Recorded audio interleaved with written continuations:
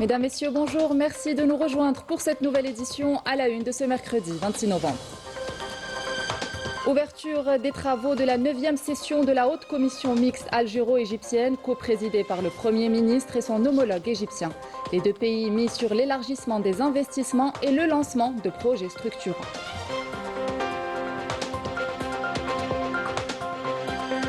Les dates à l'honneur à Alger à l'occasion de la 3e édition du Salon international des dates. Producteurs, transformateurs, artisans et exportateurs sont réunis pour présenter leurs produits.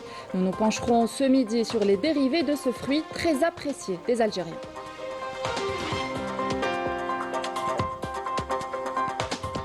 Une nouvelle fonctionnalité de la plateforme X révèle l'un des plus vastes réseaux de désinformation visant l'Algérie. Orchestré par le Maroc, un pays où la corruption continue de gangréner de nombreux secteurs.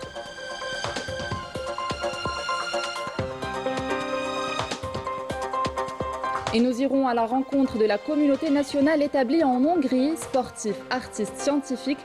Leurs parcours sont variés, mais tous partagent la même volonté de représenter l'Algérie de la meilleure des manières. Un reportage à suivre dans ce journal.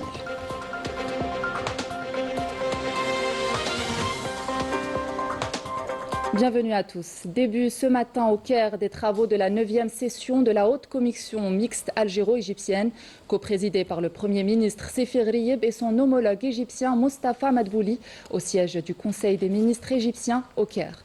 Dans son allocution d'ouverture, le Premier ministre Séfir Riyeb est revenu sur la volonté des deux pays à hisser la coopération et le partenariat entre les deux pays à un niveau digne du passé de lutte partagée par les deux peuples et à concrétiser la forte volonté exprimée par les dirigeants des deux pays lors du sommet qui les a réunis au Caire les 25 et 26 octobre dernier. Rappelons que cette session verra la signature d'accords et de mémorandums d'entente couvrant de nombreux domaines de coopération. Elle définira également une feuille de route pour poursuivre les efforts communs visant à renforcer le partenariat entre les deux pays.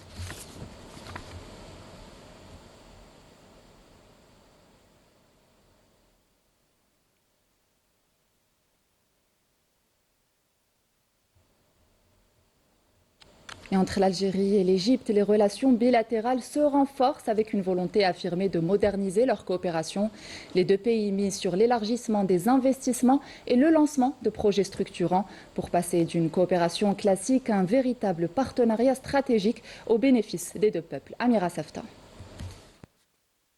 Au Caire se tient la 9e session de la Haute Commission mixte de coopération algéro-égyptienne.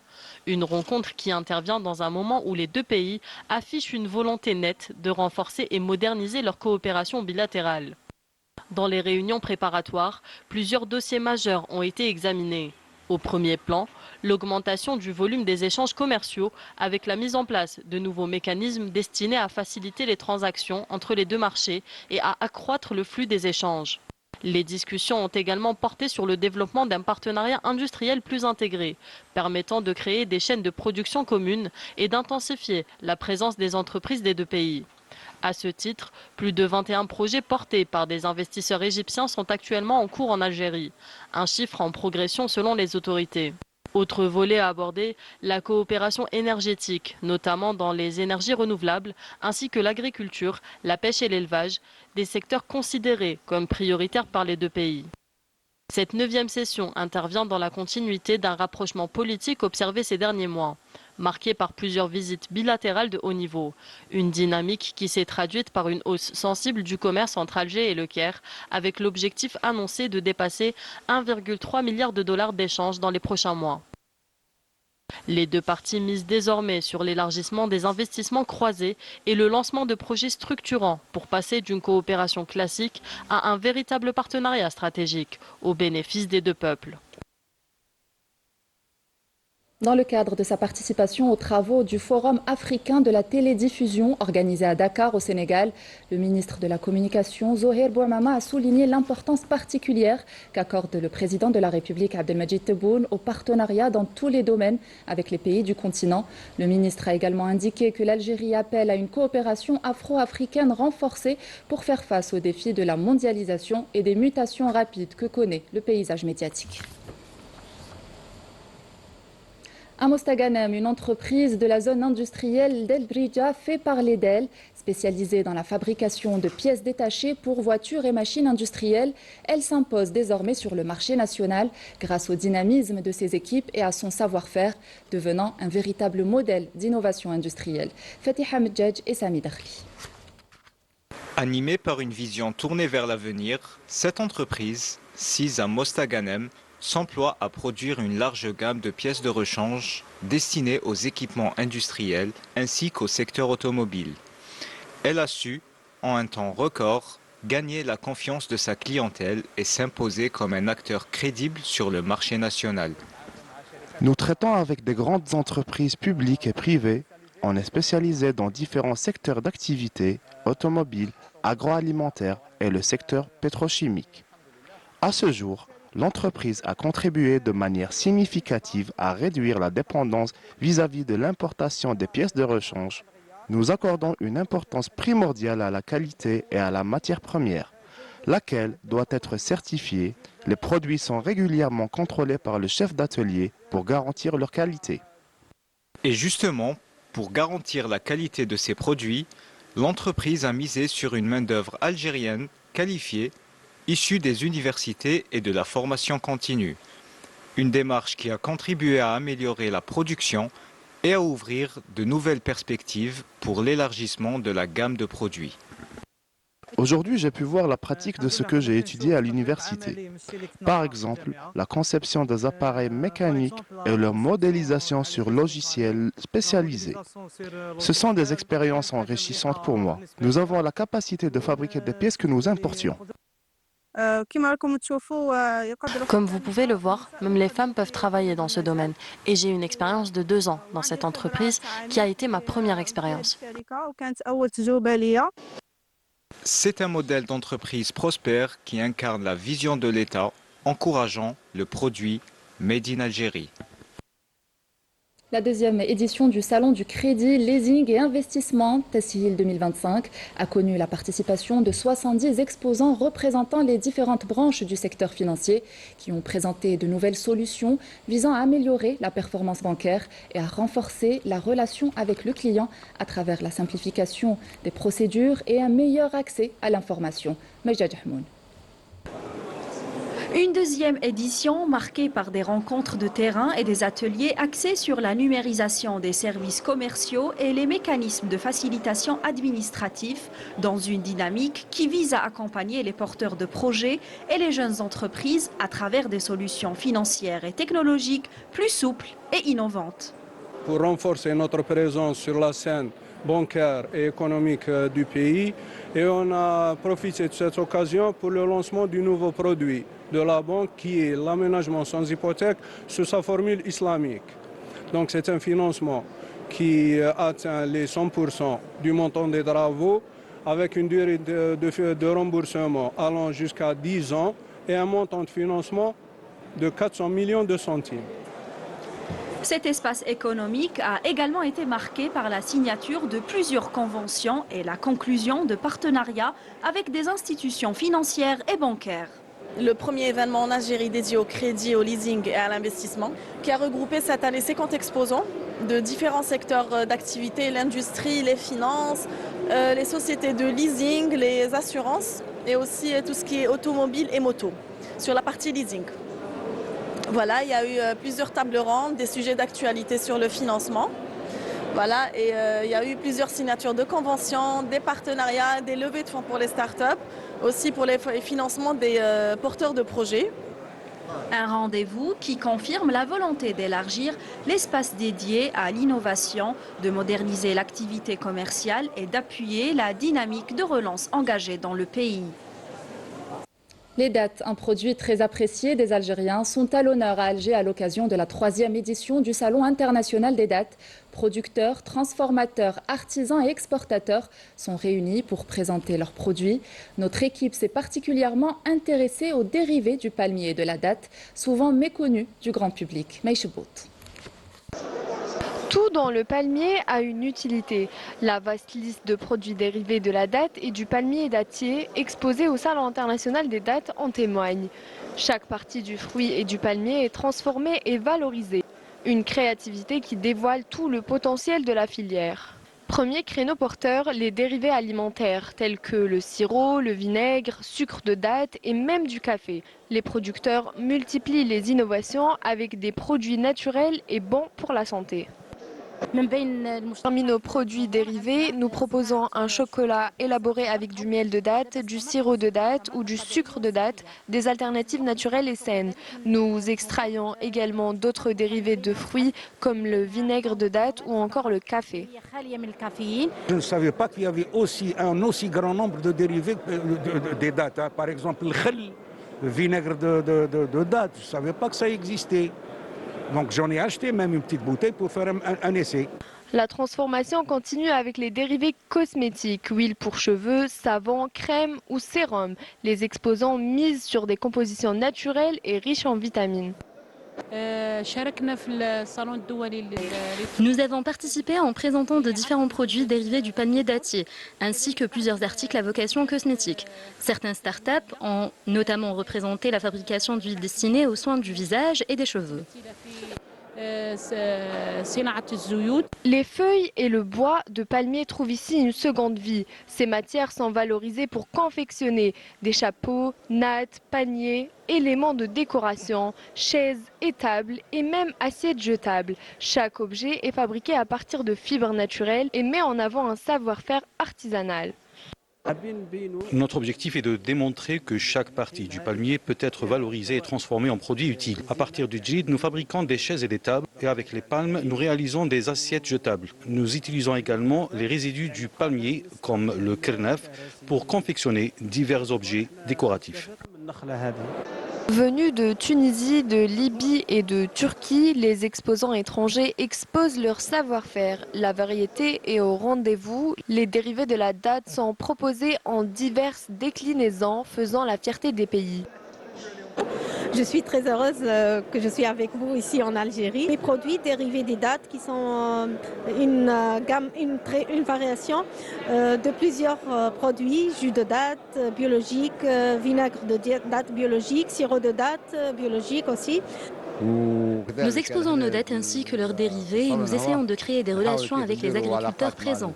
Notre objectif est d'amener le marché algérien au cœur de la Libye et de faire connaître les produits de la Libye en Algérie. Producteurs, transformateurs, artisans, exportateurs et start-upers, ils partagent tous une passion pour la date et ses dérivés. En faisant un important créneau porteur, la filière des dattes étant la première filière agricole dans les wilayas du sud du pays, avec plus de 19 millions de palmiers, produisant plus de 1000 variétés de dattes. La Direction générale de la communication à la présidence de la République présente ses sincères condoléances et exprime toute sa compassion à la famille du journaliste Hassan Khallas, décédé ce matin à l'âge de 57 ans. Rédacteur en chef de la chaîne El Wataniya TV, le défunt se distinguait par son sens aigu de l'analyse des événements de la scène politique nationale. Il comptait parmi les piliers de la rigueur dans les médias algériens.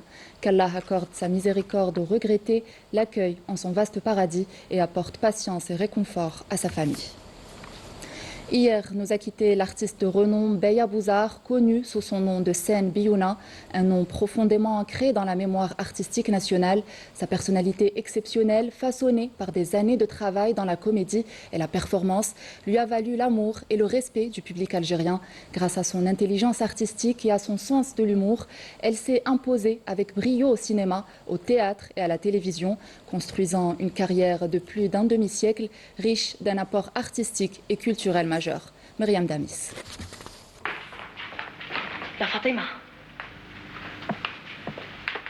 Une icône de la scène culturelle algérienne s'est éteinte. Biouna, de son vrai nom Beya Bouzar, figure emblématique du rire algérien et actrice au charisme inimitable, tire sa révérence à 73 ans.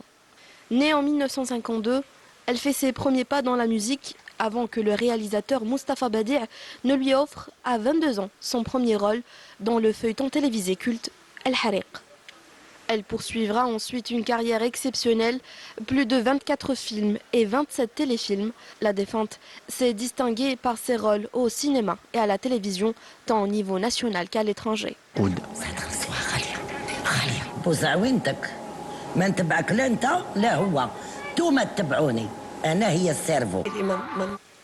Biouna a atteint une immense popularité avec la série à succès Nasmlah City, où son humour et son énergie font d'elle un visage incontournable, ayant laissé une empreinte majeure dans le domaine de la comédie, faisant d'elle une grande actrice à la carrière prolifique et l'une des plus importantes figures artistiques algériennes. Avec sa disparition, l'Algérie perd une artiste unique dont l'empreinte restera vivante dans le cœur du public.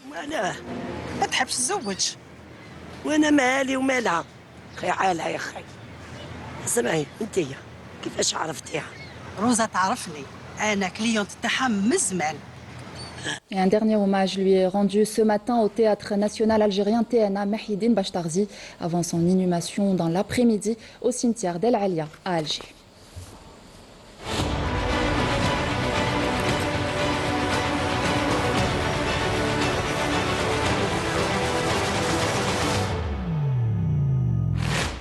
Le Marzane est derrière l'un des plus vastes réseaux de désinformation visant l'Algérie, désormais révélé par une nouvelle fonctionnalité de la plateforme X.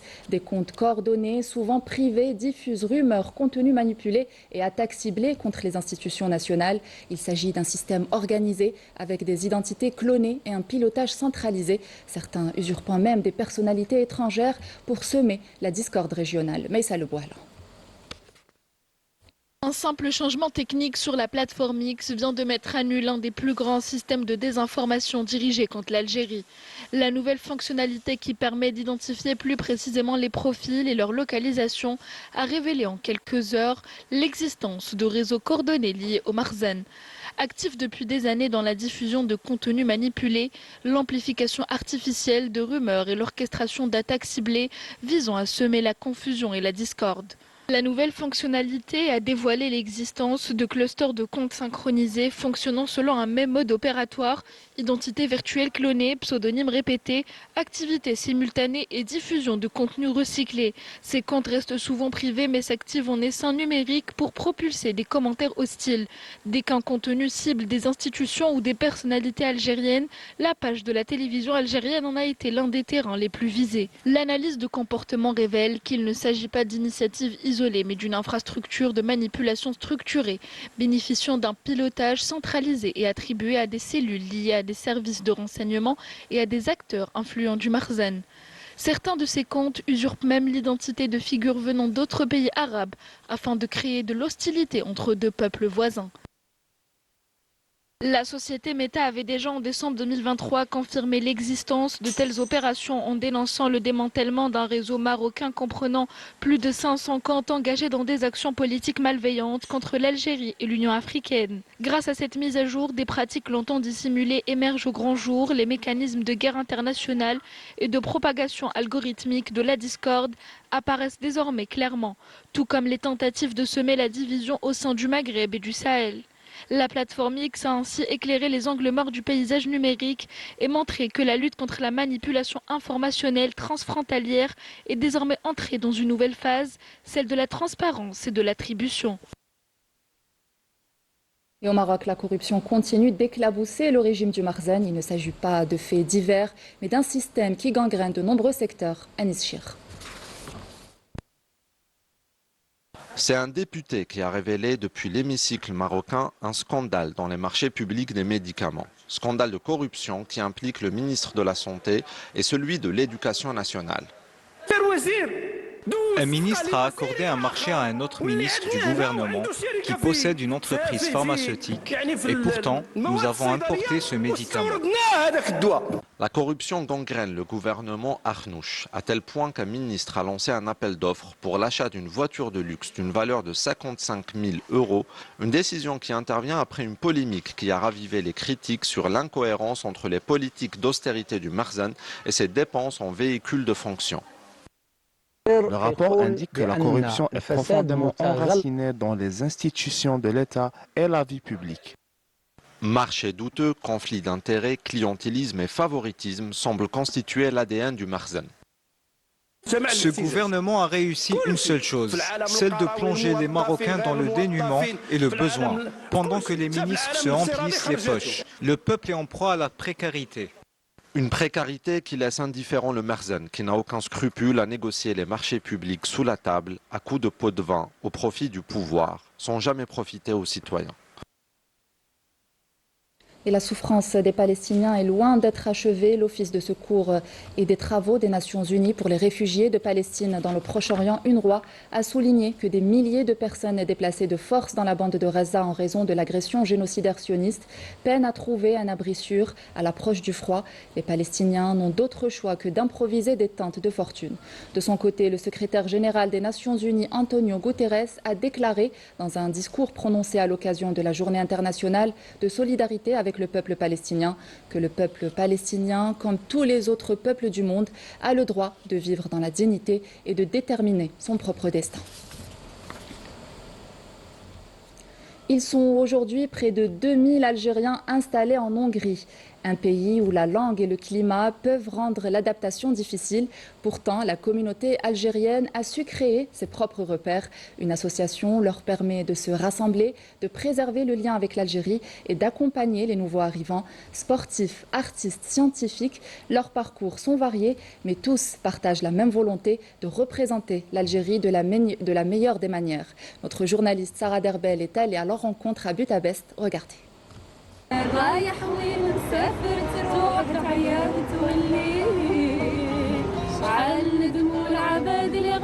En les écoutant chanter ces paroles, on comprend tout de suite l'esprit de la communauté ici en Hongrie. Des Algériens éloignés de leur terre, mais jamais de leur identité. Quand on est venu ici, pour moi c'était un challenge au niveau de la langue, au niveau culturel, aussi pour le climat. On se retrouve des fois ici à des températures vraiment basses, un coucher de soleil à 16h30 et tout, pour des gens qui viennent de la Méditerranée, donc c'était un peu compliqué. Mais on s'est vite adapté ici, et grâce à justement les retrouvailles entre Algériens, ça nous a facilité. On reste attaché à notre culture, à nos traditions aussi, c'est ce qui nous permet un peu de survivre. Au cœur de l'Europe centrale, la Hongrie attire chaque année une communauté algérienne de plus en plus nombreuse. Étudiants, travailleurs, sportifs ou responsables associatifs, chacun porte une histoire, un parcours, une ambition. Je suis venu en 1972 en Hongrie avec une bourse de la SNMC pour faire géologie. J'ai commencé à travailler dans une entreprise pétrolière jusqu'à ma retraite en 2013. Et actuellement, je vis ici en Hongrie en tant que retraité. J'essaie de participer à l'association. Pour beaucoup, l'aventure commence auprès de l'association des Algériens en Hongrie. Une structure essentielle qui accompagne, conseille et crée un véritable lien familial, loin du pays. Donc c'est une association qui vit depuis pratiquement 2 ans, 2 ans et demi, qui est constituée d'un bureau et de membres actifs. Nous rencontrons à chaque fois qu'il y a des nouveaux qui arrivent, on les rencontre, on discute avec eux, on les sensibilise, on leur explique le rôle de l'association. Le rôle de l'association est à but culturel et social.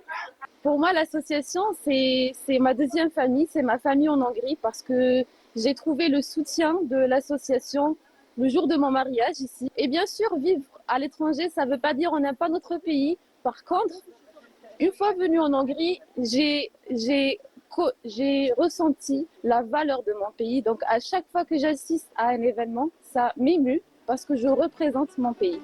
D'autres ont choisi la Hongrie pour poursuivre leur rêve académique, profitant d'universités internationales et d'un environnement multiculturel. Je viens de Guelma, ici pour faire mon doctorat. La partie théorique est centrée sur la génétique, mais je fais des recherches sur le traitement du cancer. Et ce qui est pour moi une fierté pour représenter l'Algérie en tant que chercheuse scientifique et aussi en tant que membre actif dans l'association des Algériens en Hongrie. C'est toujours quand même la sensation de homesickness en anglais, donc toujours tu touches la famille, tu touches l'Algérie, Nas. Déjà à chaque fois on regarde avec des Algériens, toujours on touche avec les Algériens. Au cœur d'un pays où le handball occupe une place majeure, Abdeljalil Zennadi poursuit son aventure professionnelle en Hongrie. Je suis venu ici il y a 3 ans et demi parce que c'est l'un des meilleurs championnats au monde de handball, c'est le 4e normalement. Ils ont un bon niveau et j'ai pu m'adapter facilement. C'est une fierté de représenter l'Algérie à l'international et avec l'équipe nationale, c'est une fierté aussi. Et nous représentons l'Algérie parce que nous aimons notre pays. Des parcours différents, une même force. Représenter dignement l'Algérie. En Hongrie, une diaspora soudée qui fait rayonner notre pays.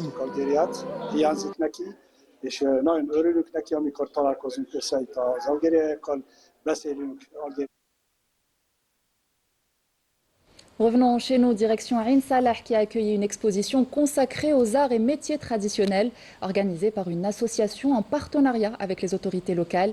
Les images montrent une maison traditionnelle réaménagée en espace culturel riche de vie et de mémoire. Ahmed Massoud et Sami Dakhli.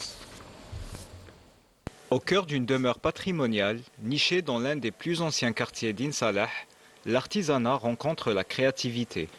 Un espace chargé d'histoire s'anime. Le ton d'un salon entièrement dédié à la préservation du patrimoine de la région. Ici, les savoir-faire féminins se dévoilent, les gestes se transmettent et la mémoire d'un héritage encore vivant reprend toute sa place. Nous avons prévu un atelier démonstratif pour montrer aux visiteurs comment les femmes d'Ain Salah exerçaient leur activité artisanale, notamment pour ce qui est de la confection et fabrication d'outils et d'ustensiles qu'elles utilisaient au quotidien. L'objectif de cette activité est avant tout de promouvoir et de mettre en valeur l'artisanat de notre région. Une immersion unique est offerte aux visiteurs. Les expositions étaient variées allant de la poterie au textile, passant par la confection de vêtements ou encore l'art culinaire traditionnel aux côtés de produits cosmétiques naturels tels que les huiles et les parfums. Chaque création témoigne de l'attachement profond des artisanes à leur savoir-faire. Cette melhfa blanche appelée El Jouali est une tenue traditionnelle que portaient nos grands-mères et nos arrière-grands-mères durant les grandes occasions comme les mariages ou les circoncisions. J'ai appris de ma grand-mère les bienfaits des plantes sahariennes, dont j'extrais des huiles de manière artisanale pour des préparations thérapeutiques et aromatiques. Ce plat se nomme El Merdoufa. Nos aïeux nous ont appris les secrets de préparation et nous tenons à les transmettre aux futures générations. Nous tenons à garder ces arts et métiers en vie et souhaitons transmettre le flambeau aux générations montantes. À Ain Salah, préserver l'artisanat et le patrimoine, c'est bien plus qu'honorer le passé. C'est transmettre une identité, un savoir-faire et une fierté qui continue de faire vivre toute une région. En prévision du tirage au sort du Mondial 2026 prévu le 5 décembre à Washington, l'Algérie a été placée dans le chapeau 3 qui comprend également la Norvège, le Panama, l'Égypte, l'Écosse, le Paraguay, la Tunisie, la Côte d'Ivoire, l'Ouzbékistan, le Qatar et l'Afrique du Sud. Pour rappel, l'Algérie s'était qualifiée au Mondial après avoir dominé le groupe G de la phase qualificative. Et sport toujours, la télévision algérienne a acquis les droits de retransmettre la Coupe arabe FIFA prévue au Qatar du 1er au 18 décembre 2025. Un événement que le public algérien pourra suivre sur les chaînes de la télévision. Et c'est ainsi que nous arrivons à la fin de cette édition. Merci de l'avoir suivi. Excellente suite des programmes sur notre chaîne. Bel après-midi à tous.